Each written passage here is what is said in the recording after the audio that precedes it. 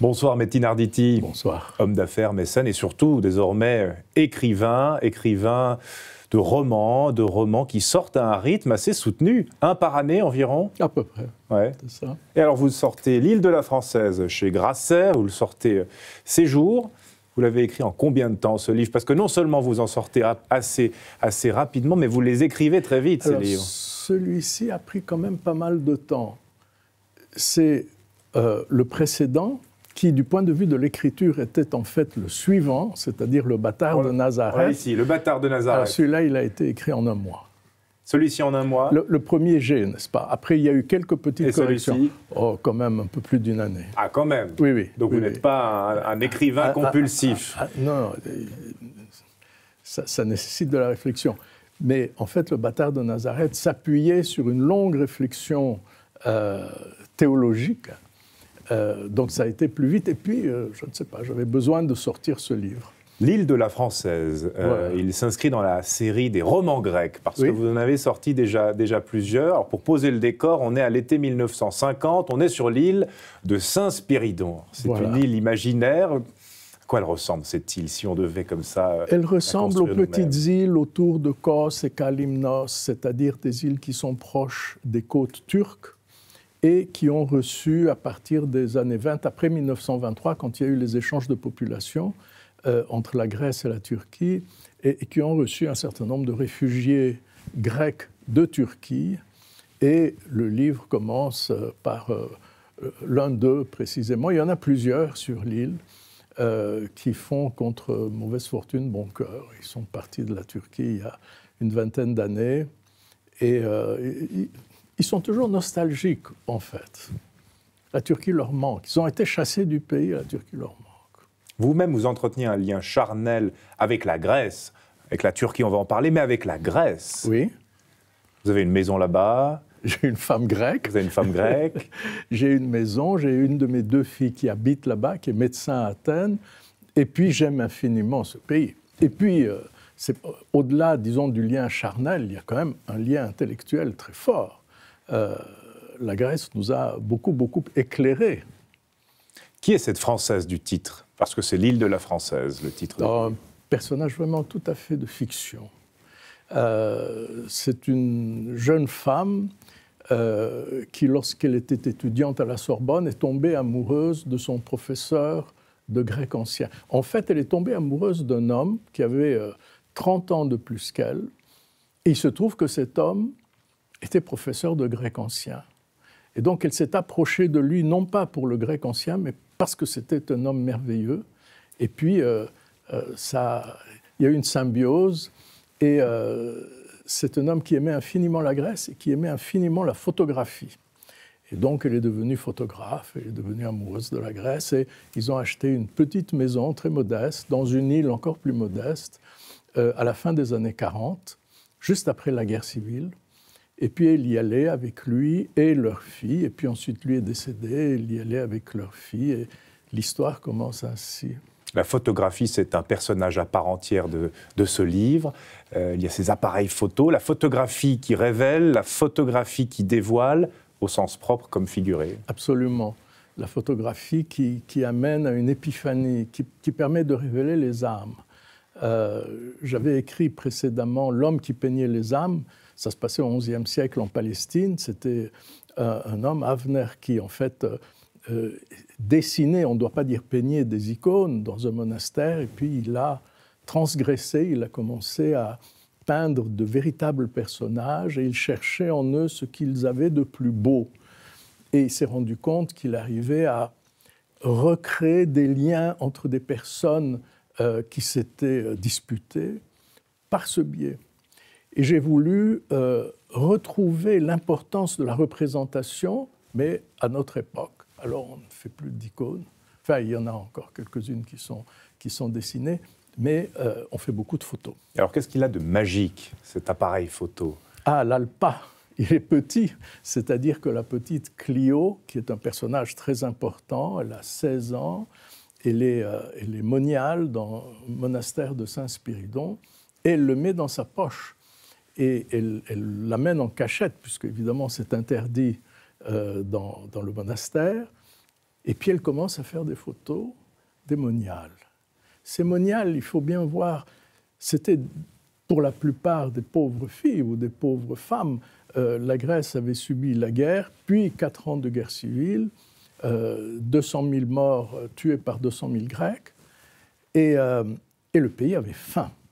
Il n'y avait pas de viande, il n'y avait pas un carré de sucre dans tout le pays à cette époque-là. Et donc, il y a beaucoup de ces pauvres filles qui rentrent au monastère pour avoir une assiette de soupe. En plus, il y avait beaucoup d'hommes qui étaient morts sur les îles, soit qui avaient pris la mer, une tradition, soit qui étaient morts à la guerre, soit qui étaient morts à la guerre civile.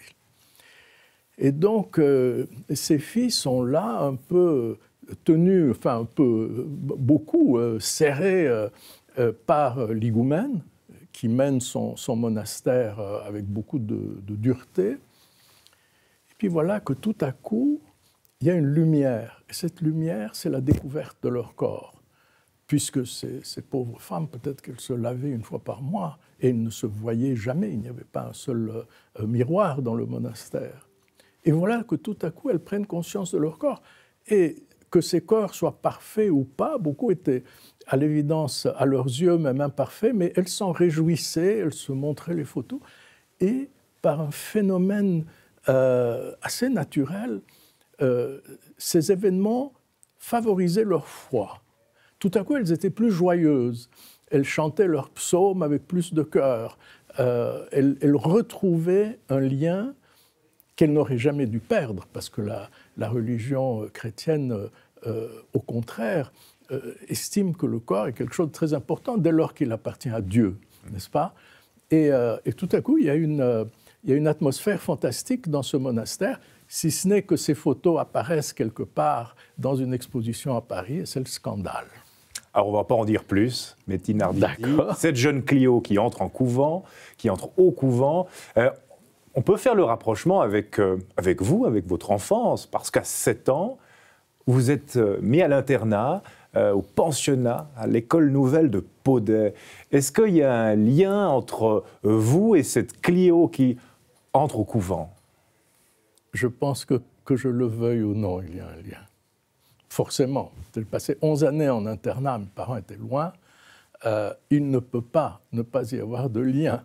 Forcément, c'est la solitude. Et d'ailleurs, c'est un thème qui revient. Que je le veuille ou non, encore une fois, ce n'est pas du tout programmé. Ça s'impose, voilà. Et qu'est-ce que vous gardez de ces longues années au pensionnat, à l'internat ? Beaucoup de bonnes choses et d'autres moins bonnes. Parmi les bonnes choses, certainement l'habitude de ne compter que sur soi.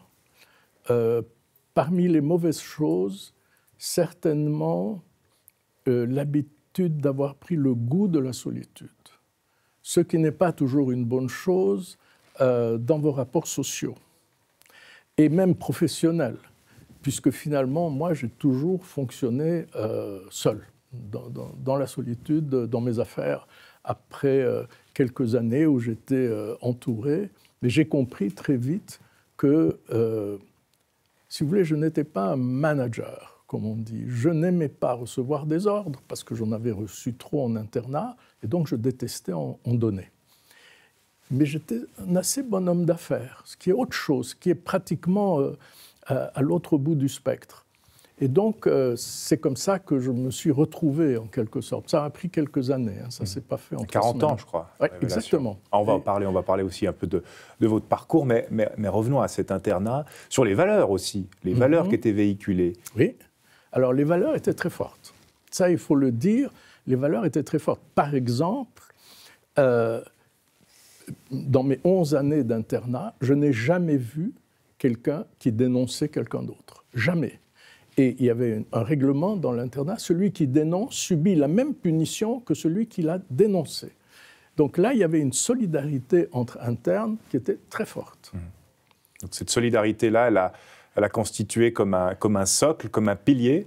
Ah, c'est une valeur, hein, c'est incontournable après, c'est une valeur. Vous avez parlé de la solitude. Est-ce que vous avez ressenti l'abandon quand vos parents vous laissent dans cet internat ? Écoutez, malheureusement, non.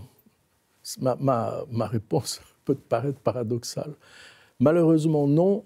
C'est-à-dire que je ne prenais pas conscience de ces effets, mais abandon, il y avait, bien sûr.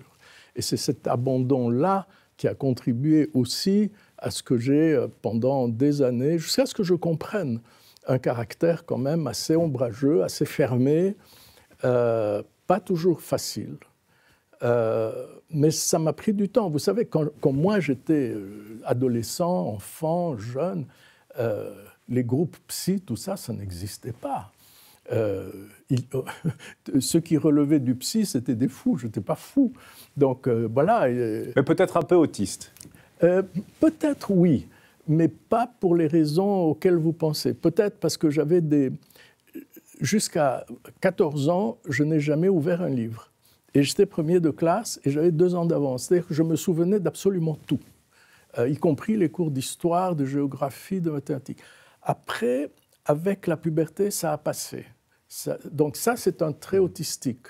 Pour le reste, peut-être aussi que c'était une façon aussi d'exprimer un trait autistique, cette difficulté.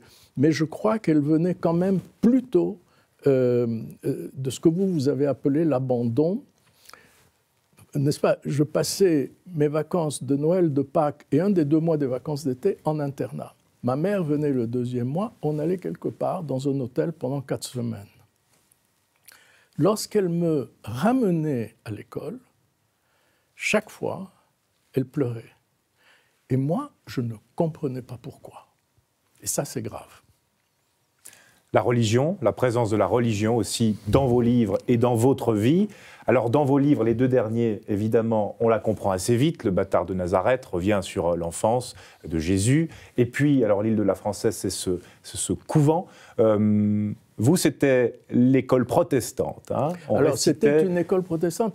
En fait, moi, je n'ai jamais eu un lien particulier avec la religion. J'ai eu beau faire ma bar mitzvah, etc. Jamais, je n'ai pas épousé une femme juive, j'ai épousé une grecque, chrétienne, orthodoxe. J'ai eu une exposition au protestantisme, au catholicisme quand j'étais enfant avec ma gouvernante qui m'amenait tous les dimanches à l'église, qui me faisait réciter le Notre Père, à l'orthodoxie avec ma femme, avec mon prof préféré en internat, aux religions orientales. Et précisons aussi que vous êtes né à Ankara, grandi à Istanbul les premières années, dans une famille juive séfarade. Séfarade totalement laïque. Totalement laïque en plus. La seule fête chrétienne à laquelle je participais pendant les 7 premières années, c'était Noël, chez des amis catholiques. Ah. Donc vous voyez, c'était... Voilà.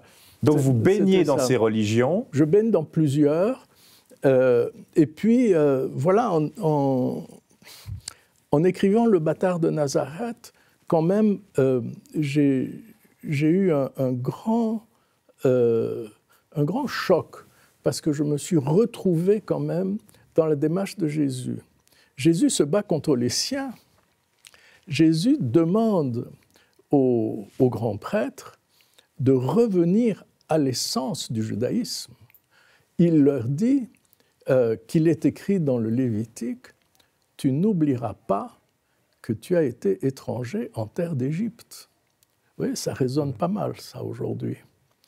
Et donc, je me suis dit, vu que je m'occupe aussi des questions liées au Proche-Orient depuis des années, sur un plan purement culturel ou éducatif ou musical, je me heurte souvent à ce à quoi Jésus se confrontait. Ouais, mais justement, avec votre enfance, votre éducation et puis tous les voyages que vous avez faits, cette ambiance cosmopolite, vous décrivez extrêmement bien l'Istanbul d'avant.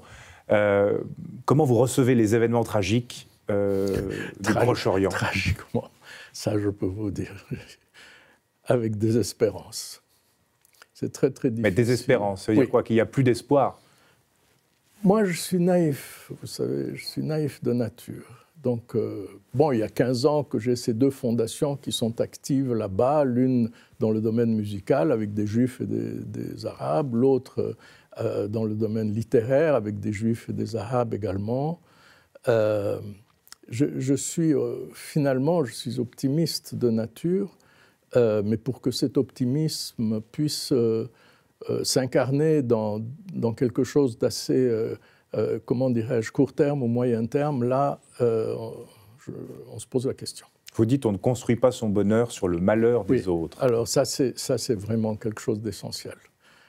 C'était la phrase qu'a prononcée en novembre 1977, donc 10 ans après la guerre des 6 jours, Anwar el-Sadat, le président égyptien, qui est venu faire un discours à la Knesset. Et il a dit ces mots: « On ne construit pas son bonheur sur le malheur d'autrui. » Je ne connais pas de mots qui soient plus sages et plus justes. Et voilà, il faudrait les inscrire en lettres d'or sur beaucoup de frontispices. Comment est-ce que vous voyez la suite, les solutions? On ne va pas parler de fraternité, mais à défaut de paix entre ces peuples qui se haïssent. Écoutez, ils ne se sont pas toujours haïs. Ça, c'est ce qu'un certain nombre de partisans d'un des côtés veulent faire passer comme message. Mais j'ai étudié l'histoire, je viens de Turquie, j'ai étudié l'histoire pour écrire à la fois Rachel et les siens, qui est un roman qui se passe en Palestine et en Israël, et le dictionnaire amoureux d'Istanbul. Ça ne s'est pas passé comme ça. Pendant des siècles, juifs et arabes s'entendaient tout à fait. Il y a 2 histoires, il y a 2 narrations du peuple juif. Il y a la narration européenne, est-européenne ou centre-européenne, avec ceux qu'ont subi les persécutions des Ashkénazes. Ça, c'est une chose. Et puis, à côté de ça, il y a la narration des Juifs des pays arabes, pour partie des séfarades, pas uniquement, mais pour partie des séfarades. Et ça, c'est une toute autre histoire. Ce que je raconte dans Rachel et les siens, c'est une toute autre histoire. Ils s'entendaient très bien, ils interrogeaient des Juifs qui viennent d'Irak. Ils parlaient arabe, ils s'habillaient arabe, ils mangeaient arabe, ils fréquentaient les Arabes, ils s'échangeaient dans leurs fêtes religieuses, ils se rendaient visite. Donc, aujourd'hui, évidemment, les tensions sont extrêmement vives. Ça n'a pas toujours été comme ça. Et en plus, ce que je dois dire aussi, c'est que au niveau de la société civile, il y a des tas de choses formidables qui se passent. On n'en parle pas, mais c'est comme ça. Moi, ce que je peux vous dire, c'est qu'en tant que juif, j'ai été je ne sais combien... Tout le monde sait que je suis juif. Je m'occupe aussi d'aider très modestement sur le plan musical la Palestine. OK. Mais tout le monde sait d'où je viens. J'ai été je ne sais combien de fois en Cisjordanie. Est-ce que vous croyez qu'une seule seconde, j'ai senti de l'antisémitisme? Jamais. Je dirais même autre chose.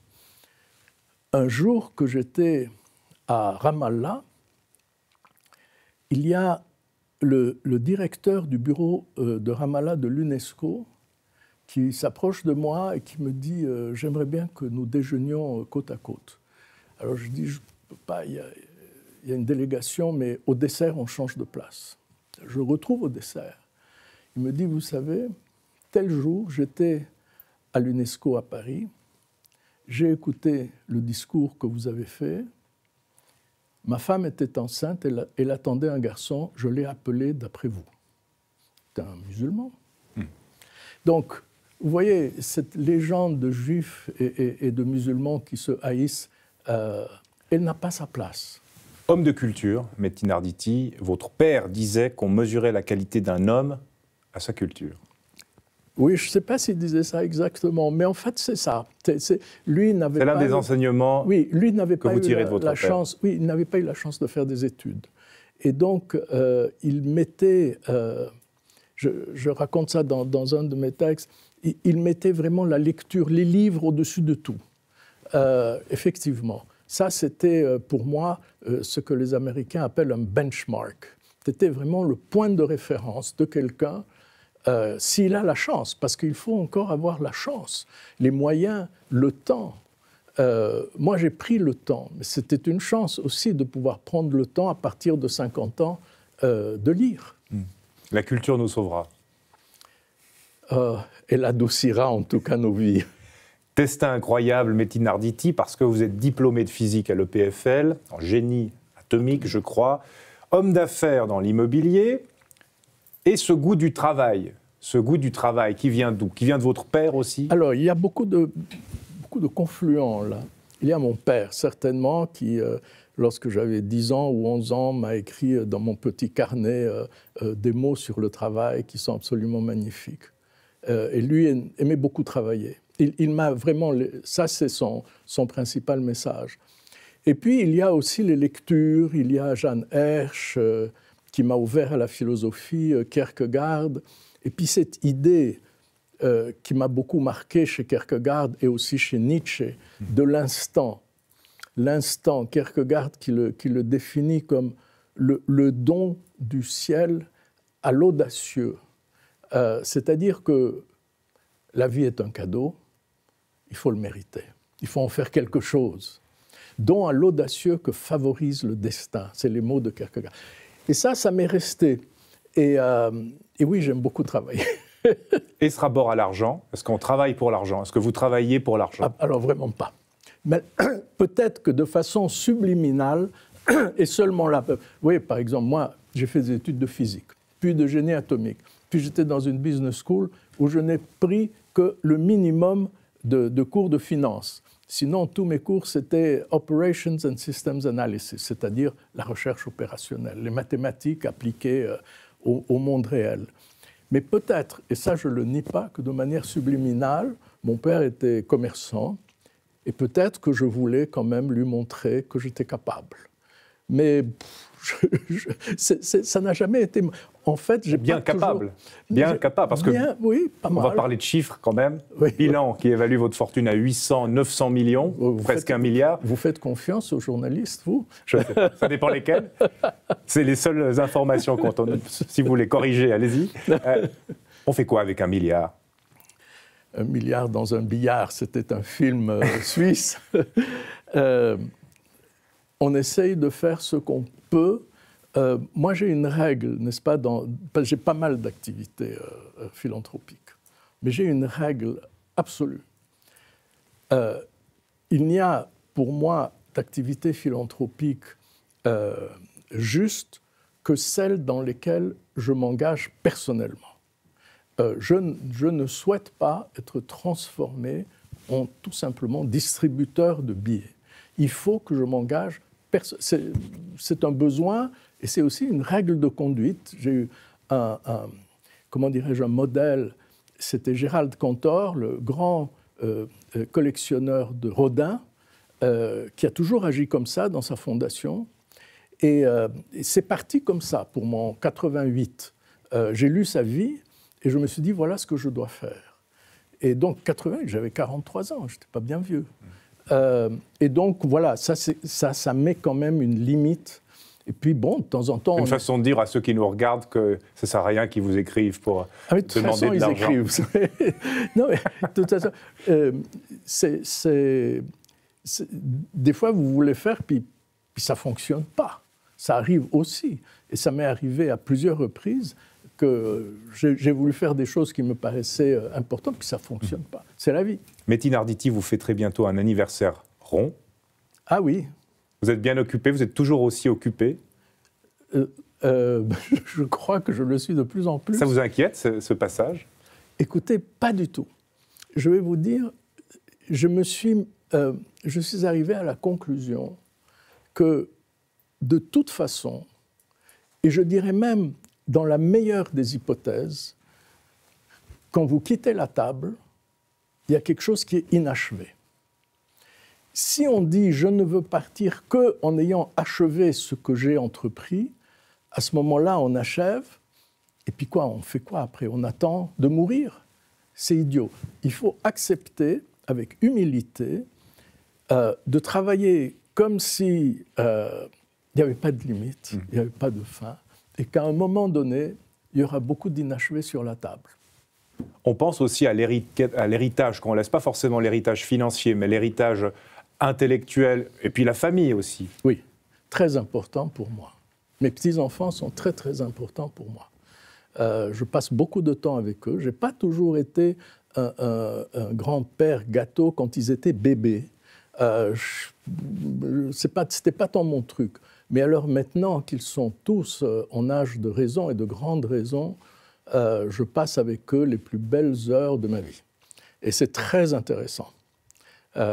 Très intéressant et aussi, j'espère, un peu utile. L'héritage intellectuel, au-delà de la famille aussi? Ouf, ça alors vraiment, c'est pas à moi à le dire. J'ai écrit beaucoup de choses. J'espère que ces choses continueront d'être lues. Tout ce que je peux dire. Je fais de mon mieux. Merci beaucoup, Metin Arditi. On rappelle votre dernier roman chez Grasset, L'île de la Française, et votre avant-dernier qui n'est pas si vieux que ça, il n'a même pas 1 an, Le bâtard de Nazareth, toujours chez Grasset. Merci beaucoup, Metin Arditi. Merci à vous, Jérémy Sédou.